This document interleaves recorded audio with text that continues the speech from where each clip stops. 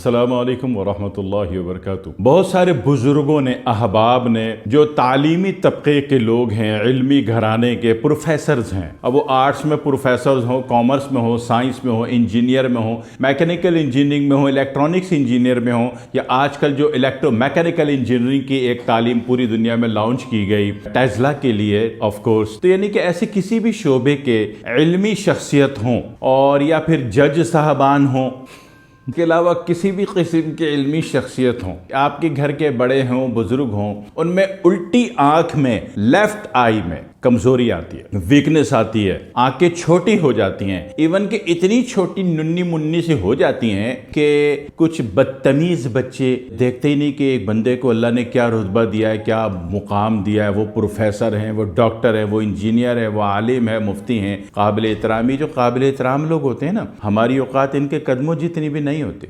जब हम उनको कोई बेअदबी करेंगे, नाफरमानी करेंगे, तो सिस्टम, मकाफात का सिस्टम उसकी सज़ा बहुत बड़ी दे देता है। तो हमेशा अपने बड़ों के कदमों के नीचे बैठ के रहना, कोई बेअदबी नहीं करनी। लेकिन अक्सर बच्चे इन सारी चीज़ों को, आंखों की इस कैफियत को देखते हुए काणे का लफ्ज़ इस्तेमाल करते हैं। लफ्ज़ काणा जो आप कह रहे हैं, उल्टी आंख के छोटा हो जाने को, उसके दिखने को भी कमज़ोर होगा, ठीक है, दिखने में भी कमज़ोर होगा, वीकनेस आ रही है तो छोटा हो रहा है ना, उसकी विंडो छोटी हो रही है, अलामातें समझ में आ गई बात सारी। तो ऐसी तमाम सूरत में मैंने कौन सी आंख की बात की? लेफ्ट आई, उल्टी आंख जो दिल वाली साइड पर होती है। मैं सीधी आंख की बात नहीं कर रहा। जो अच्छा, इसमें क्रॉस में मसला चलता है, अल्लाह ताला ने हिफाजत और सिक्योरिटी के एतबार से क्या क्या, ये जो लेफ्ट आई है ये ग्लैंड सिस्टम से ऑपरेट हो रही है आपको, और जो राइट आई है ये मस्कुलर यूनिट से ऑपरेट हो रही है। यानी कि जब आप इल्म क़याफ़ा जान लेते हैं ना, इल्म क़याफ़ा समझते हो, एंथ्रोपोलॉजी अगर पढ़ेंगे तो उसके बाद उर्दू वाला इल्मुल क़याफ़ा भी ज़रूर पढ़ेंगे। जब भी पढ़ेंगे ना, तो आप बंदे की आंखों को गौर से देखें, आंखों के साइज, उनकी चमक, उसकी रोशनी से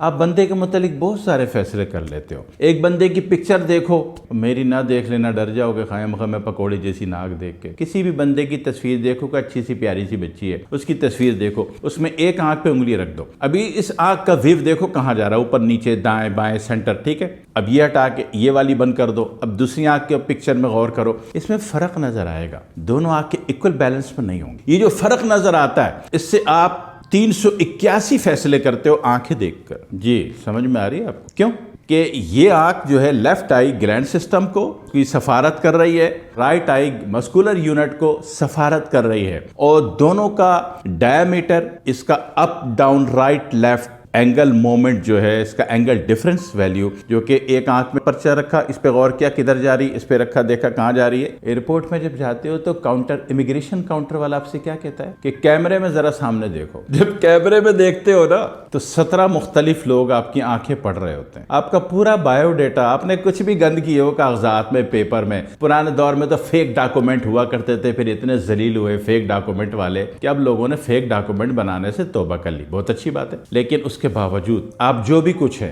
जब आप इमिग्रेशन के काउंटर पे कैमरे में देख रहे होते हैं, तो 17 मुख्तलिफ कंप्यूटर्स, मॉनिटर्स आपको देख रहे होते हैं, और आपको पूरी बॉडी स्कैन हो जाती है कि आप हो क्या चीज, क्या लेके जा रहे हो, या कौन सी बीमारी फैलाने जा रहे हो अगले मुल्क में, सब डिफाइन हो जाता है आपकी इन आंखों से। तो मैं इन दोनों आंखों की आज बात नहीं कर रहा, ग्लैंड सिस्टम की लेफ्ट आई की बात कर रहा हूँ। आंखें समझ में आ गई? आंखों से बहुत कुछ होता है, बहुत कुछ होता है। कायनात में अल्लाह ताला ने एक बहुत सारा उलूम दिए हैं, उसमें से आंख भी एक बड़े उलूम में शुमार हो जाती है। जब इसमें वीकनेस देखेंगे, कमजोरी देखेंगे, इसकी आंख, इसकी विंडो छोटी होते हुए देखेंगे, आंखें पीछे जाती हुई देखेंगे, यानी कि मामला डेडनेस पे जा रहा है, तो इसको करेंगे क्या? कुछ भी नहीं, और ठीक हो जाएगी इंशाल्लाह। कुछ भी नहीं मतलब कोई महंगा खर्चा नहीं, कोई बहुत दूर से नहीं लाना, काले पहाड़ से नहीं लाना, कोई काफ से नहीं लाना, कोई पढ़ाई नहीं, चिल्ला नहीं, वजीफा नहीं, कोई दवा नहीं, कुछ भी नहीं। पिस्ते ले लेना, पिस्ता बगैर नमक वाला, छिला हुआ पिस्ता बगैर नमक वाला 1 पाव। इसको रात को पानी का स्प्रे मार के, छील के, छिला हुआ स्प्रे मार के फ्रिज में रख दो,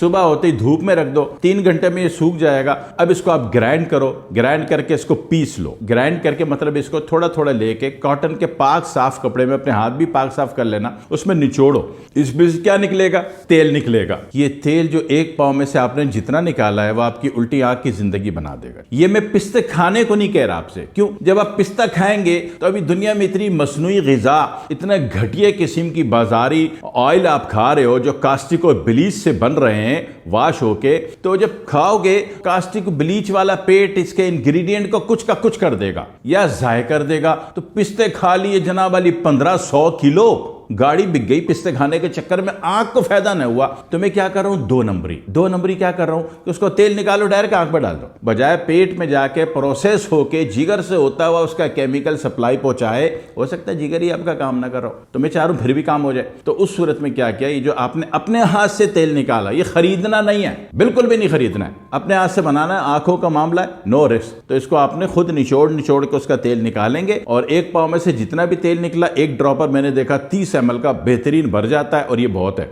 रोजाना सुबह वजू करने के बाद, वजू समझते हो, वजू पाक होने के बाद, पाकी तहारत होगी, कार्बन माइनस होगा तो रूह उसका असर लेगी ना, अल्लाह वालो। तो पाक होने के, वजू करने के बाद और रात सोने से पहले इसके एक एक कतरा आंखों में डालिए।